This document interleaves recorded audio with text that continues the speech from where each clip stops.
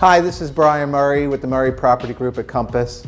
I've been serving Hoboken and Jersey City for over 20 years, and I'm going to explain to you the New Jersey home buying process. The very first thing you need to do is get pre-approved. Being pre-approved means that you've worked with a mortgage person to provide them with literally every document known to man, from W-2s to tax returns to bank statements, so that they can issue you a pre-approval letter based on the amount of down payment you have, and they'll let you know how much of a home you can afford. The very first thing that we're going to do together is an initial counseling session. And it's not like therapy, although there will be times during the process that you will probably need it. This is not the time for that. So the initial counseling session is where we go through your wants and your needs, your must-haves, your kind of like-to-haves, your must-not-haves. Just know that every person, no matter what their budget, has trade-offs. Nobody gets everything they want. But we do go through your time frames, and we do go through your must-haves, and sometimes you won't even know what they all really are until we're out there looking at property. But it's that overall picture so that we make sure that you get what you want when you want it. The next step is finding a home. And that's broken into two parts. The first part is understanding the market, and the second part is getting the home that you want. So understanding the market, that typically starts with you searching for homes at 2 a.m. on your couch, whether it be the MurrayPropertyGroup.com, Compass.com, or even Zillow. Next is going to open houses to really get a sense as to what's out there that's just come to the market. In today's inventory constrained environment, we may have to look a little above your range and a little below your range to get enough homes that you really get a sense as to what the market is. It typically takes about 10 homes for a buyer to understand what their market segment is. Then the second piece is to actually find your home. Finding a home is really a matter of elimination and not selection. Think of it as musical chairs for real estate, except when the music stops, the final 2 chairs get pulled away and 1 new chair gets put on the other side of the auditorium. Finding a home in today's market is about making sure that it checks enough of your boxes, because everything's a trade-off at every price point.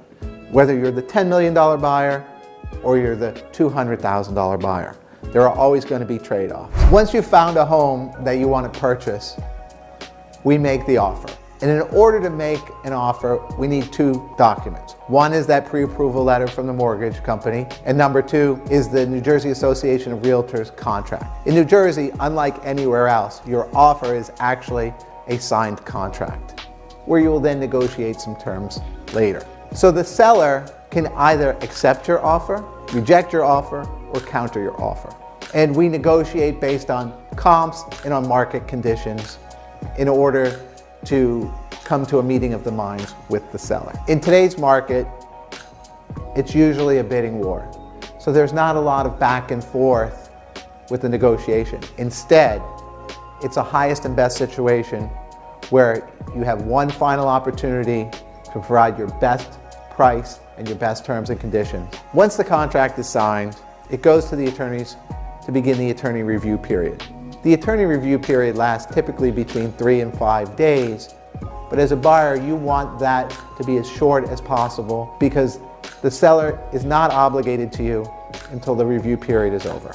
At the time that the rider is signed by both the buyer and the seller, you are now under contract. Congratulations, you're under contract. At this point, there's 2 parallel paths. One is part of the home, and one is part of the finances. On the home side, you have a home inspection. That typically takes place within about 10 days of the end of attorney review. The home inspector will come in and he will check the guts of the home, the electric, the plumbing, the appliances. Just know that anything outside of the 4 walls is the HOA's responsibility, the roof, the foundation. But if anything is found to be defective inside the unit, let's say like a faulty outlet, at that point you have a couple of options. One is the seller can repair it. Number 2 is you might negotiate a small credit for it or just drop it altogether. If it's a larger item and the seller isn't willing to repair it or negotiate, then at that point you can walk away. On the finance side, there are two contingencies: mortgage contingency and appraisal contingency. The very first thing you're going to do out of attorney review is order the mortgage. The bank is going to send out an appraiser. The appraiser is there to make sure that the bank doesn't over-lend on the home. They will only lend up to 80% of the appraised value. They have to use closed sales. So sometimes they're 45 to 60 days behind the market. In cases where the current home value and contract price is above what the appraised price is, the buyer will make up the difference, or certainly to a certain predefined amount that's in the contract. The second contingency is the mortgage contingency. The mortgage contingency is there to make sure that you're still qualified. I know it's complicated, but the bank wants to be protected when they lend you the money.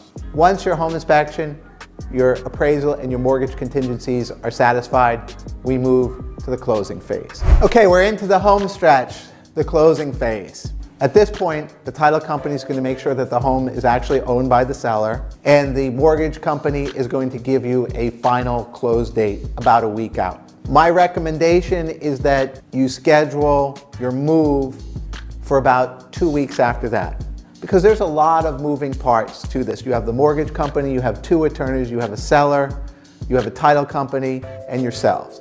And sometimes close to close, things can change based on people's schedule, based on the mortgage company might require an extra document or two. And the last thing that you want to find is yourself homeless or with all of your stuff parked in a truck somewhere and you're sleeping in the truck so nobody steals your stuff. So give yourself about a 2-week buffer there. It's also great if you want to have any work done on your home, because it's easiest and cheapest and fastest to do when your home is vacant. So on closing day, the attorney will send you the final payoff amount, which you will wire to them. It has to be on closing day because the numbers change daily. And then you and I will go on a walkthrough of your new home, just to make sure it didn't flood or burn down. We'll meet the attorney and the title company to sign 1,000,000 documents. I will hand you your keys. And the most important part, if I've done a great job for you, you will leave me a Google business review and become part of my client appreciation program. My client appreciation program is designed to provide you with value for any vendor you might need, and also to let you know that this isn't about the transaction, but it's about the relationship. I host several client parties every year, plus I'll stop by and check in on you maybe about once a month, just to make sure that everything's going okay. Those are the 5 steps to the New Jersey home buying process. If you have any additional questions, feel free to reach out to me via email or text.